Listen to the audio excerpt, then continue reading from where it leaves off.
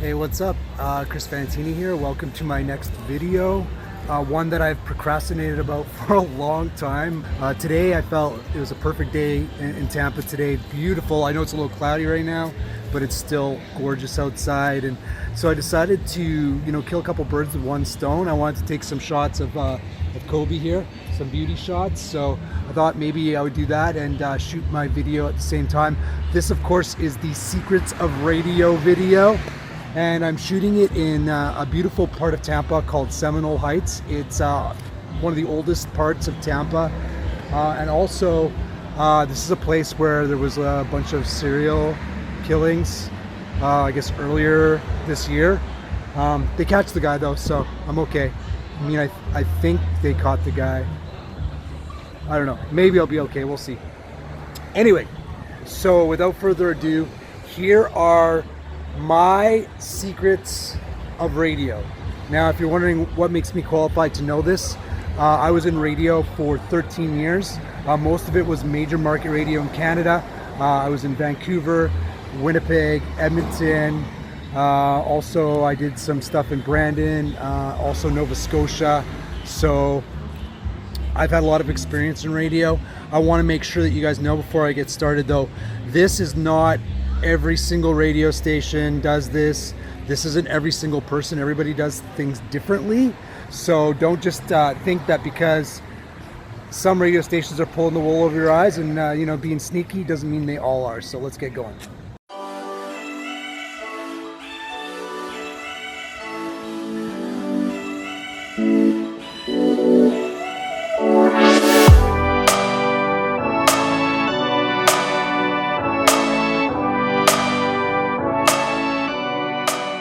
All right, so the plan was to go all over the place, Seminole Heights and Tarpon Springs, and take a bit of the video here, a bit of video there, take some shots of my car. It was going to be great. I ended up having a great day anyway, but traveling around to find murals and good spots to take shots of my car, and I've never been to Tarpon Springs before, which is amazing, by the way. If you're ever in the Tampa area, you should check it out.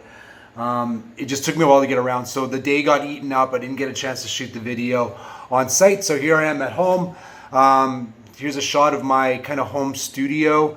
I really do want to get into voiceover work with my home studio. I'm doing a little bit of that with work, but right now I don't have my green card, so I'm not allowed to do any kind of paid work outside of my job. So I am in the process of getting my green card. If you want to know how I'm down here in Florida as a Canadian living and working, please check out my channel. There's a video on my particular permit, how hard it was for me to get down here, and kind of my process now to try to get my green card. I'm also going to be shooting other videos on living in Florida and other types of permits that you can use to live and work down the States.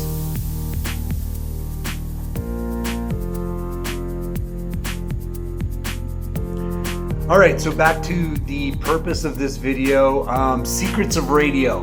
Now, I don't think that many people in radio want me really telling you a lot of this stuff, because radio is theater, radio is acting, radio is theater of the mind, they say in broadcasting school. So a lot of it's kind of not 100% honest. Lots of things I'll go through on here. They may not be complete lies, but they're white lies or manipulating facts or representing something in a different way, just to give you that experience that radio gives you, that in the moment excitement, the fun, the immediacy of it, even though a lot of it isn't really immediate. So I'm going to get right into it. So the stuff I'm going to share with you right now isn't stuff that they teach you in a book in broadcasting school. It's not written down anywhere. It's really the kind of stuff that you learn once you get into radio stations and you learn the way that radio actually works. So the first thing, there's no 105th caller. The radio station's call letters are like 102.7. They may say, 102nd caller right now at whatever the phone number is, wins a ticket to whatever.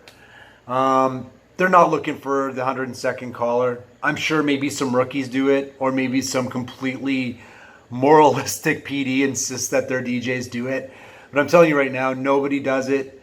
They'll take a few calls, They'll wait to find the kind of caller they want to win the prize, and that caller, strangely enough, will be caller 102. I'm gonna actually shoot a different video about radio, and it's gonna be how to win radio contests. So please like and subscribe to my channel if you want to be notified. Hit the notification subscription bell. Basically, my videos are about cars, about radio, and about living in Florida as a Canadian. So if any of that interests you, please subscribe. I'd appreciate it. So yeah, so that 105th caller, it's not true. I'll give you hints on how you can be that 105th caller in that how to win radio contest video. Prize pigs. Yes, we do call them prize pigs in radio. Nicer people will call them prize hogs. These are the people, and if you listen to a radio station religiously, you'll know them. They're the same people. You'll hear their voice. You'll get to know them. You'll know their name. They're trying to win everything. They don't care what it is. They want to win it. Oftentimes, these people are professional prize winners for radio. They will know when all the contests are for all the radio stations, and they will hop around from station to station to try to win everything they can. So I know this because I have worked for several radio stations in the same market, and I've been hit by these prize pigs, all these different stations, stations that are very different than one another. So, it's just not coincidence that they're trying to win stuff on them. And of course, the biggest, prizes as well. They're always there trying to win them. So DJs do have ways of dealing with prize pigs. And that also ties into the whole how to win radio contests. So that video, like I said, will be the next radio video that I make. Make sure you don't miss it, by the way. Definitely subscribe to my channel, hit the notification button, and hopefully you'll be there and learn how you can win those tickets to that, sold out show, or that $1,000 or that trip to Aruba. I'll give you some really cool hints for that. Syndicated programming. This is an interesting one. People do believe that Ryan Seacrest is doing a show live in Calgary, Alberta. Why would you think that? I don't know. The guy, especially back when he was doing, American Idol, he's American. He's doing a radio station, a morning show in a radio station called KISS, which is one of the biggest top 40 radio stations on the planet. It's out of Los Angeles. So there's no way he's doing a live radio show for you too, especially at 9 o'clock at night, sometimes at this place. So it's syndicated, but you may be thinking to yourself, Chris, he said the name of my radio station. He said the name of the song that was playing. How is that even possible? Well, that is a lot of radio kind of smoke and mirrors and magic. And I was actually the producer for the Ryan Seacrest show at one of the radio stations I worked at. And basically what it is it's chunks of content. So, up to the date stuff about, Hollywood, or, things that are happening in, the current media. And then there's stuff called evergreen content, which is stuff you could talk about anytime, weird things that happen to you at a party. You could play that any time of the year. So there's big chunks of content like that. And then radio stations submit their ask for extra little bits. So Ryan Seacrest will say the name of the radio station many different ways, with a subdued delivery, with a up-tempo delivery, excited, quiet, the full kind of slogan of your radio station, just the name of your radio station, all these little bits. He also will voice all of the current songs that are playing, because he's almost exclusively on a top 40 radio station. So he'll say, here, that was Taylor Swift blank space. Or something like that. So you'll have all these chunks, and as a producer, your job is to fit them together. So you have the music log. It's the song that you're coming out of. You play the chunk that he says that. Then you play the chunk where he says the name of your radio station. Then you play the chunk of content. That's basically what you do. You just tie it all together. And good producers can match the tone of the voice, and it sounds live. It's actually pretty ingenious, but 100% fake, just so you know. Top songs. So this one always makes me chuckle. There was a big syndicated guy.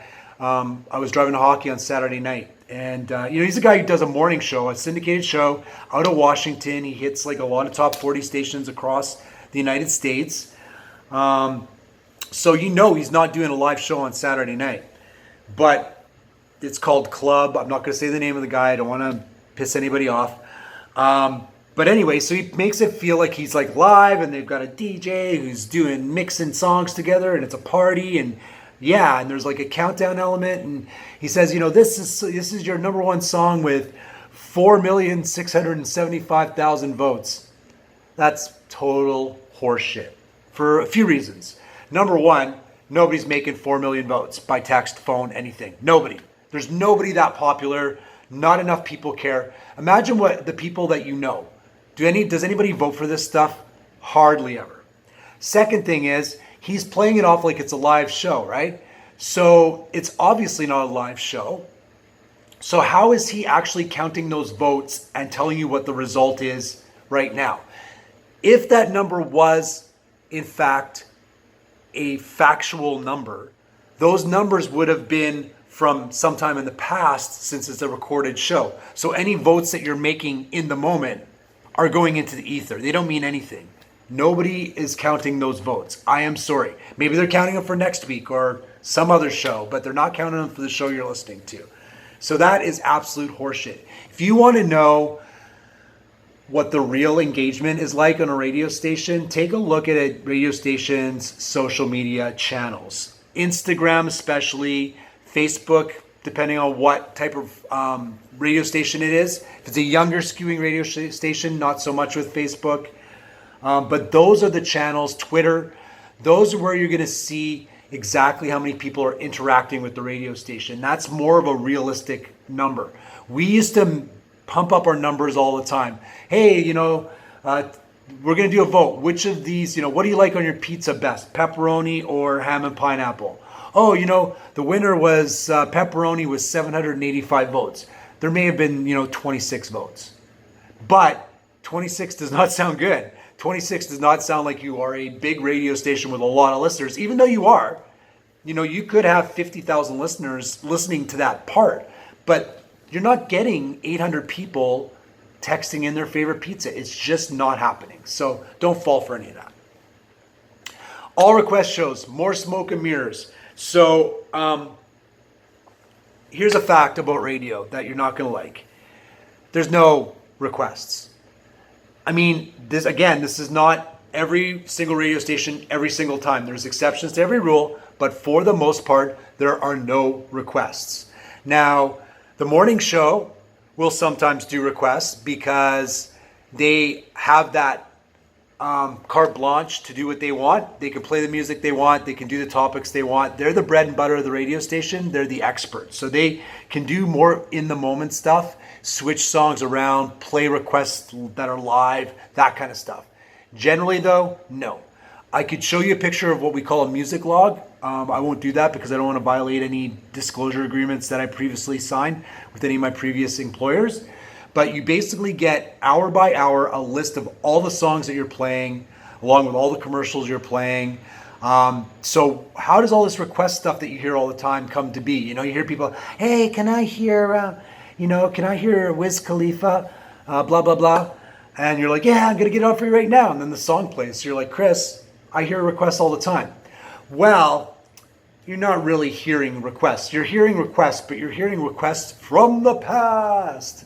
Because what that DJ does, and every time that you call into a radio station, a DJ hits record on the recording software and records the call. They will ask you for a song you want to hear. They'll ask you about topical things. They'll ask you about a show you want to go to. They'll ask you about what you're going to do this weekend. They take all that information, they label it, and then they use it later. So, you know, if I tell people all the time when I'm doing my show, you know, make your request called 780 Wins, and I will I'll do my best to get your song on for you. I never say I'll get it on for you. I'll say I'll do my best. I never promise. So people will call in, they'll request the biggest songs, and I know I'll be playing those songs later on, maybe in that hour, maybe the next hour. So I can still play them fairly quickly, but it's not an immediate thing. There are a few exceptions to that rule. I did something called the All Request Lunch at Hot 103, one of the best radio stations I ever worked for. What a great radio station. It was so much fun. But basically, my music director, gave me a blank slate and said, go ahead, get requests, make it fun. So I played crazy music from the 90s, from the 80s, just fun stuff. And yes, people would request songs and I would play it like right away. Nothing is live on radio though. Please keep this in mind, except for the morning show, like I said before, where things are happening really fast and they don't often have time to record and edit. Everything that goes on the radio to avoid risk is recorded first and then edited for two reasons. Number one, like I said, to avoid risk. You don't want people swearing or saying something wildly inappropriate on the radio.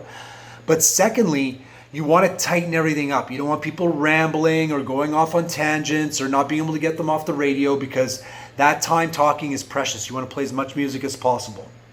So what you do is you talk to somebody, you record it, and then you cut out all the ums and the ahs and all the unnecessary stuff, and you just get right to the meat and potatoes. That's why sometimes you'll hear a DJ, he'll come off a song, he'll say what the station is, he'll say, yeah, what did you want to hear? And you'll just hear a caller say the name of the song, and boom, it plays. They've just cut it right down to nothing to fit into a short space. So yeah, nothing is live. But you may be heard on the radio. You may have a conversation with a DJ, and then like 3.5 months later be driving in your car and hear that conversation and be like, what's happening right now? It's pretty funny. So weather and traffic. This one always makes me laugh, because when I started in radio, weather and traffic was kind of wanted, right? Because, there was obviously internet, but, it wasn't as easy to find. There were like smartphones weren't as good as they are nowadays. There was a lot of flip phones around. Traffic, there wasn't like Waze and stuff like that readily available. So, people did actually listen and want to know what the weather was going to be like, what the traffic was like for their drive in. Nowadays, with Google and Waze and Google Maps and your phone apps and all that stuff, really, there's no purpose to do weather and traffic on the radio. So why do they still do it? Simple. Just to make money. That's the only reason they do it. It's an opportunity to sell ad space. Traffic is brought to you by McDonald's, where you can get, the 3 for $3 deal on now at participating McDonald's locations, or, whatever the deal might be, whatever the car dealership might be offering, 0% financing, all that crap. So that's why they still do weather and traffic. DJs do not make a lot of money. So if you ever want to get into radio, be prepared to live on ramen, be prepared to have a modest, meager living, because outside of some really big names who do a lot for the radio station, think morning shows, who can make, $100,000 or more, depending on what size the market is and how much revenue they bring in for the radio station. You're not making a lot of money. We're talking like 30 grand for an evening jock, 35 grand for a middle of the day jock, maybe 60, 65, 70 grand for a drive jock. So that's on your drive home, because that's also another important day part where there's a lot of listenership and they're fighting for listeners. But other than that, a lot of people are just not making a lot of money. So keep that in mind if you want to get into radio. It's a lot of fun. It's one of the reasons why I left radio, because I want to get more out of life, and I just couldn't do it in radio. So one of the ways that DJs make their money is by doing live commercials, which are called remotes, and then club remotes, which are like, if you've ever been to a club and there's like a DJ sitting there from a radio station, and he maybe runs some of the games, and he tells you about all the specials, and he gets people excited to dance and stuff. So he's doing a club remote. He also does a couple of like live hits on the radio where he tells people what the deal is, what the night's about, encourages them to come down, has giveaways, that kind of stuff. You can make like $250 doing that. You're only there usually for 3 hours, so it's pretty good. Another way that DJs make money is by live remotes, and those are basically commercials. So you go down to a car dealership, a grocery store, an opening of a mall, something like that, and they'll do 4 hours where they sit in a booth, they give away radio station swag, and then maybe 2 or 3 times an hour they jump in live on the radio during the commercials and say where they are, what they're doing, and they convince people to come down. Those also pay about $200 a day. So you can do okay in radio if you can get a club remote weekly. If you can get like 1 or 2 a month commercial remotes, now you're starting to make money where you can be comfortable. But the problem is, it's feast or famine. They're not always there for you.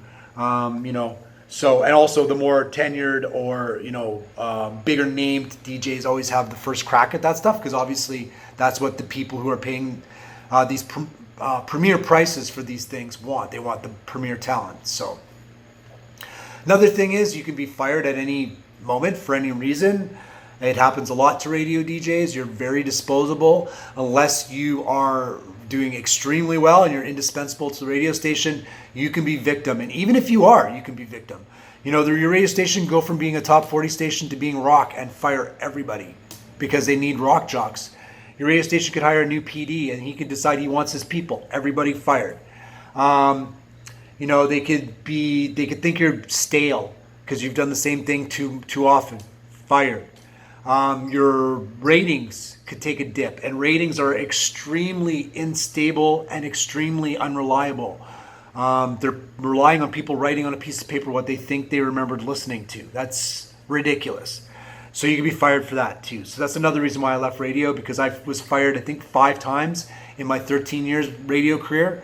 And only the last time I was fired, I actually deserved to be fired. So it's very unstable and hard. The older you get, the more you decide you probably don't want to be without a job at a certain age. So back in the day, you only basically had to work like 5 hours a day as a DJ. You do your show, which is about 4 hours, sometimes 3, depending on what time of the day you were in. You prepare for your show, which would take you about an hour. And then you do your commercial voiceovers where you speak the parts for the commercials that you appear on the radio. Do some other administrative stuff around the station. Not much though. So you end up working like 25 hours a week. Of course, you'd be doing charitable stuff as well. That would only usually end up being 2 or 3 hours a week. Nowadays though, because radio, you know, while still profitable, is less profitable than it used to be, people have to do more than one job. So now you've got radio DJs who are also music directors or program directors or promotions directors. So doing almost a whole full-time job outside of being on the radio. The good thing about that is that you have more stability. The bad thing about that is it's hard, and it really makes your day long. I would tell people after I got done my show that I was tired. They would want us to go do something afterwards, and I would tell them I was tired. I was just going to chill at home, and they didn't understand it. How can you be tired? You were like on the radio from 3 to 6. How is that possible? They don't understand the amount of energy it takes to be on for 3 hours, excited answering every phone, pushing every time you open the mic and being excited and creative. It is extremely draining, very hard work. So I feel for those people who have, 2 other jobs as well as being a radio DJ, but that is the reality of radio nowadays. So there you go. That's radio. That's some secrets of radio.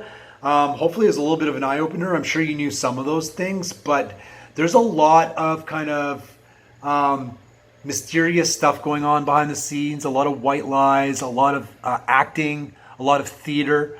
I still love radio. I think it's fantastic, and I do encourage you, if you don't, to listen to local radio. There's a lot of good content, a lot of talented people on there.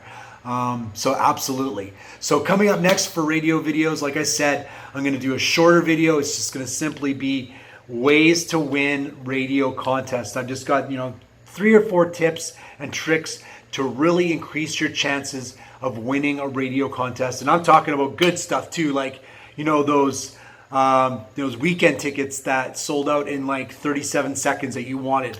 Winning tickets to those, or VIP experiences, trips to Hawaii, or, cash, all that great stuff.